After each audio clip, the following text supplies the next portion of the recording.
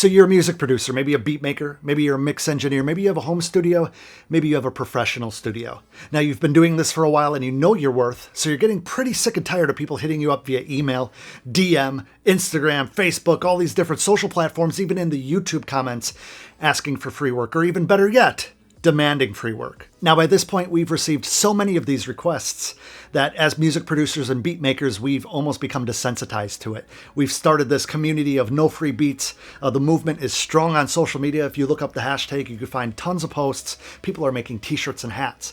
But the real question isn't why they're asking for free beats. The real question isn't how we band together and block free beats. It's how to turn these freeloading customers, these freeloading request people, the people that seek our products for free, how do we turn them into a customer? Now, if you happen to be a rapper, maybe a recording artist, I want to start by apologizing. I am sorry for having to make this video, but I hope you thank me by the end of it because I'm trying to tie the two communities together and give you some perspective. And if you are a fellow music producer, if you are part of the beat making family, I'm making this video for you. This is very important. I'm going to teach you step by step how to turn these freeloaders into the best customers you've ever had.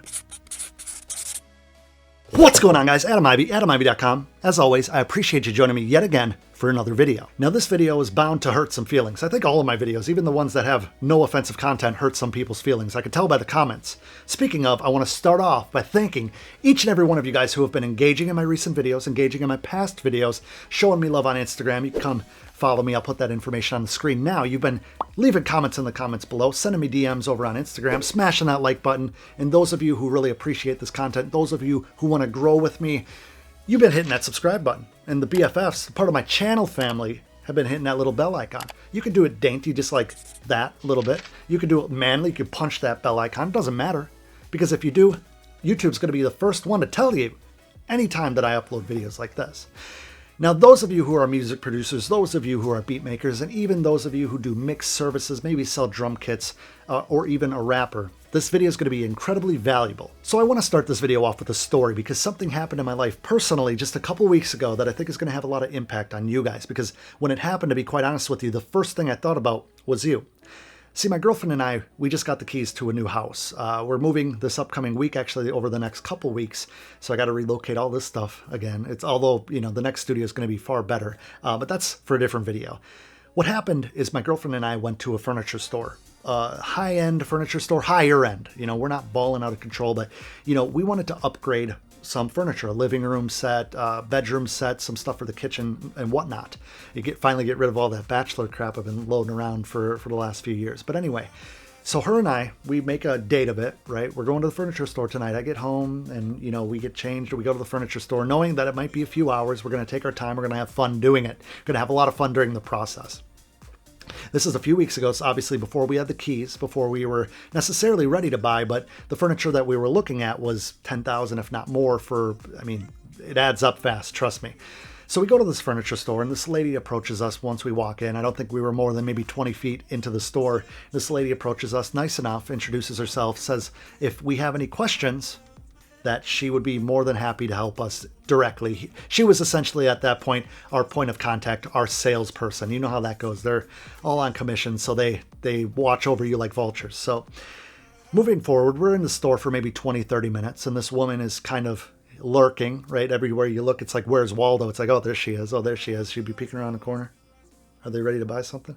She asked us multiple times if we were ready to buy and gave us some quotes and stuff like that. And I made it very clear at some point in this conversation, probably about 10 minutes in, that we were not buying anything that day. We weren't committing to anything. We were just going to get some measurements to kind of relate those measurements to the new spaces in the new house. We were going to kind of see what we wanted to keep, see what we could buy. You know, like rugs and stuff can be very expensive at these furniture stores. Some rugs are like $700 when on Wayfair or Overstock.com you can get the same type of rug for $200. For those of you who've ever done furniture shopping, even at IKEA and stuff, you can definitely relate to what I'm saying.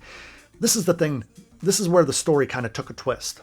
So we're talking to this woman. She's very nice. And then once I expressed to her that we were no longer, you know, we weren't in the market that day, we wouldn't be, you know, committing to anything. We wouldn't be applying for financing or putting any money down or paying in cash or nothing. We would be leaving the store that day, it was like a Tuesday, with nothing.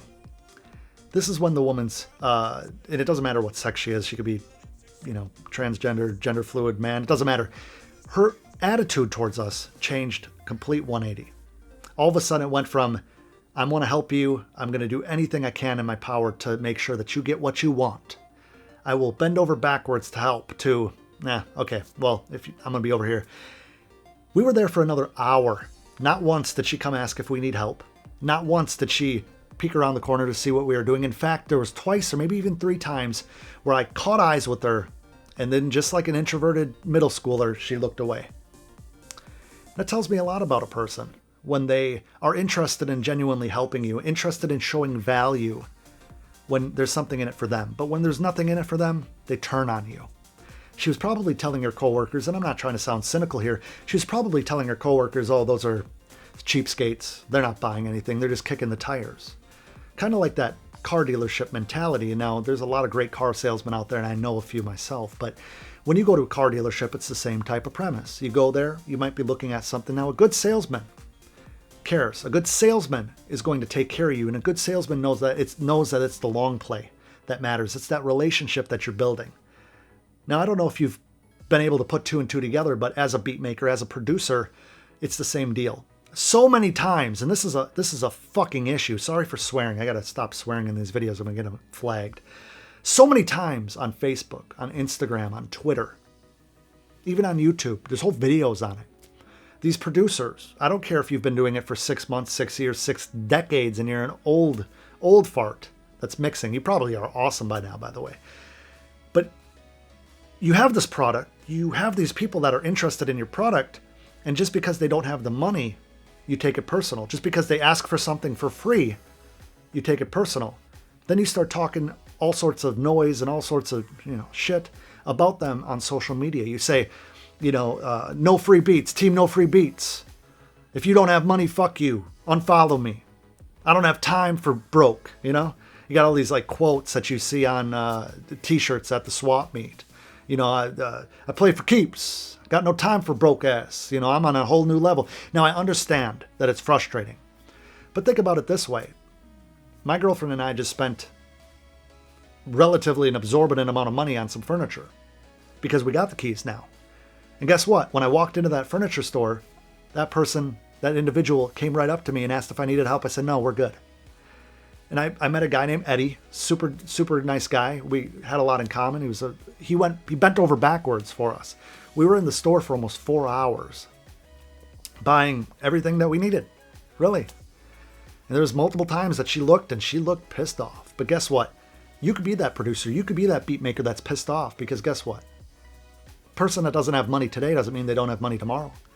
Think about your life 5 years ago. Where were you? Were you at a day job you didn't like? Were you working part-time? Were you in high school? Were you in middle school? Were you going through some things? Were you having a child where money was tight and every penny counted? But look at where you are now. Hopefully you're in a slightly better position, if not a much better position, a much more significant position in your life. You found your passions. You're chasing those passions. You're obviously taking massive action. You're obviously in the mood. You're in the zone. You're inspired. You're motivated because you're here with me right now. But I want you to think about that next time you start talking shit to the people that don't have money. People will come off entitled, but you know what? A lot of times when you don't have money, you're embarrassed. So you take on an air to make yourself feel a little bit more confident, right? How many times have you seen the guy, being so nice and so flirty with the girl, and then she rejects him and he goes, you know what? Fuck you anyway. You're not even ugly. Or, you're not even attractive. You're ugly anyway. Don't be that guy. Don't be petty. Don't be a pussy. Or some of the stuff's offensive. I apologize. But really, think about it that way. Just because they don't have money now, just because they're obviously asking you for something. They enjoy what you have to offer. They might not be able to pay for it, and it might just take a few questions to ask them what it'll take to get them to buy. Now, I'm not saying this is going to work on everybody, because there's people out there that have been rapping 10 years and have never paid for a beat. Those people will never go anywhere. Not find any, significance in their career, that's for certain, because if they can't invest in themselves, they're never going to be able to sustain. And let's say they do make money, they're not going to be able to keep it because they're going to piss it all away because they don't have those values, that value system that it takes to thrive in the music industry, in the digital world. They don't have it. They just don't have the intestinal fortitude. It sound like T.I. now. Think about it, guys. If somebody doesn't have the money but they're coming to you, have you ever gone to Costco? Have you ever gone to the grocery store on the weekend when they have the little thing of granola They might have the little thing of gummy bears or the little thing of a cake or some smoked sausage or whatever. You're like, oh, and I know that, I don't know about you because I'm pretty frugal, but that when I was broke, I'd get that little sample of trail mix. I'd be like, oh, this is delicious. How much is it? Oh, only $13 for 5 servings. That's nothing.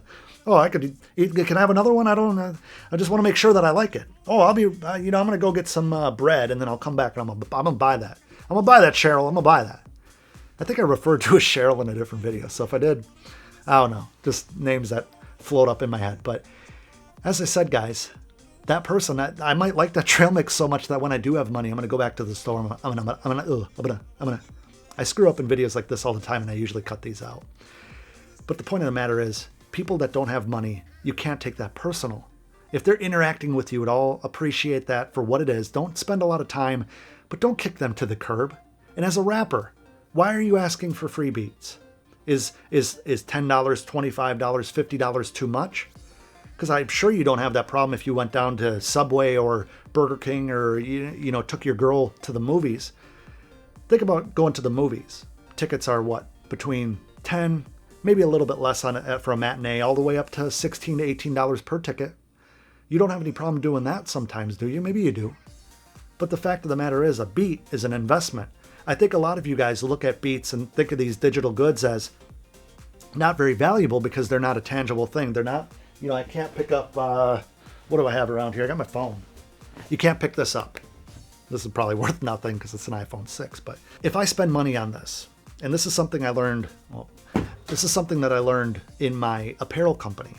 People are less likely to ask for something for free when it's a tangible good. We need to change the mindset and understand that as artists, if I'm a painter and I have this vision and I paint it on a canvas and it cost me for the paint supplies and the canvas and the brushes and it cost me $100 maybe, right? For depending on the size.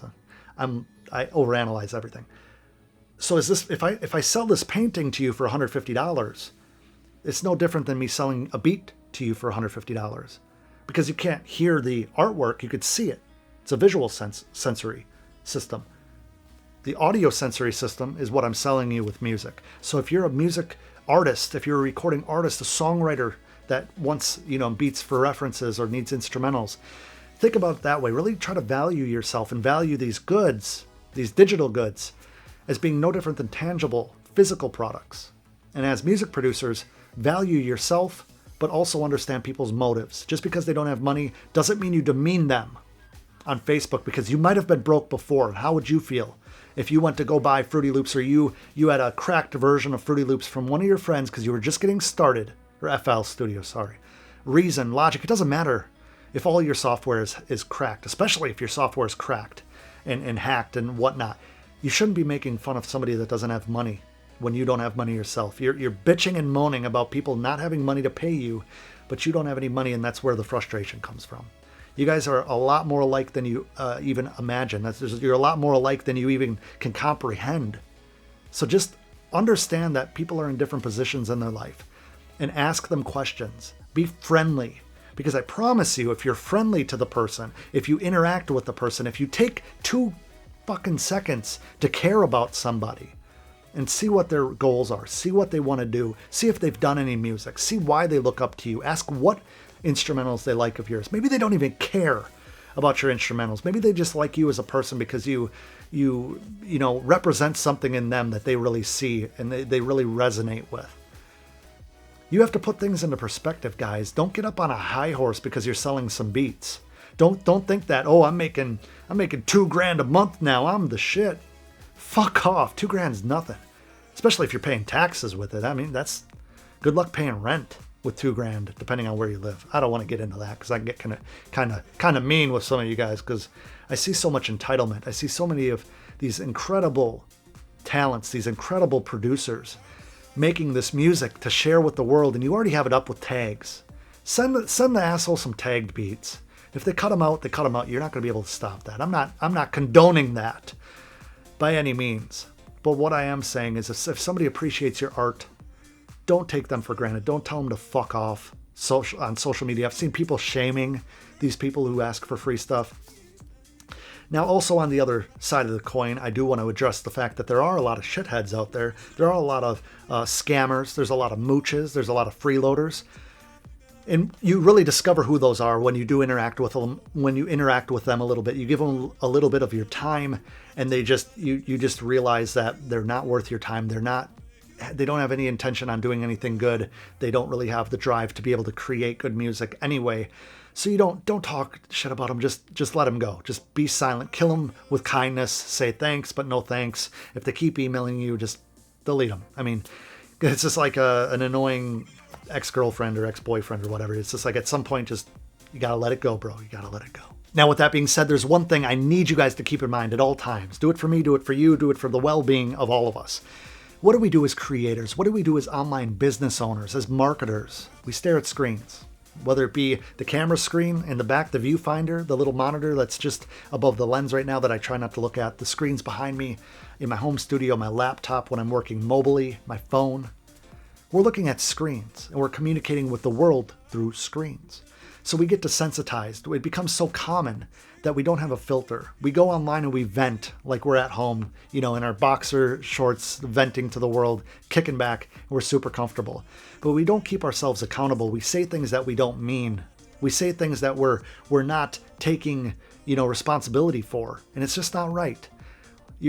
At times, I know that at times we're bullying people and we're just mean because we're frustrated and we're venting to the people that are closest to us. And a lot of times that's other people online. That's our friends. Whether they live 2 houses down, they're on Facebook. They might be on Twitter. You might have some wars going back and forth with who can make the most puns or clever comments on memes or whatever, sharing and tagging and going crazy because we all do it. We got to kind of hold ourselves accountable. We got to kind of sit back and say, is this me? Is this who I represent? Is this what I really want to put out into the world? And who is this affecting? So next time you think of this person that doesn't have money, think of them as your future best friend, your future best customer, and the person that might be ride or die with anything that you have to offer in the future when they get their life together, when they get their money right. Now, I know that was a bit of a ramble, but I want to know how many of you guys are still with me in this video. So if you're still with me, let's make a little joke of it. In the comments below, type no free beats, because after all, nobody wants to give away beats for free. And as always, guys, if you found any value whatsoever in this video, which I genuinely hope you have, do me a favor and smash that thumbs up button, smash that like button. And if you haven't yet, I invite you to subscribe to the channel by clicking that little button over there. And if you want to become a BFF, if you want to become part of the channel family here, hit that little bell icon, dainty, manly, whatever you want to do, smash that little bell icon so you'll be the first to be notified anytime I upload a video like this to YouTube. Oh, and before I go, exciting news. I'm launching a podcast. Details coming soon. If you haven't connected with me on Instagram, I'd also love to have a conversation with you. So come send a comment, give me a DM. I'll put that information on the screen now. All my links, as always, including what I use to shoot these videos, is going to be in the description box below. Thank you guys so much for rocking with me. And until next time, you can find me at AdamIvy.com.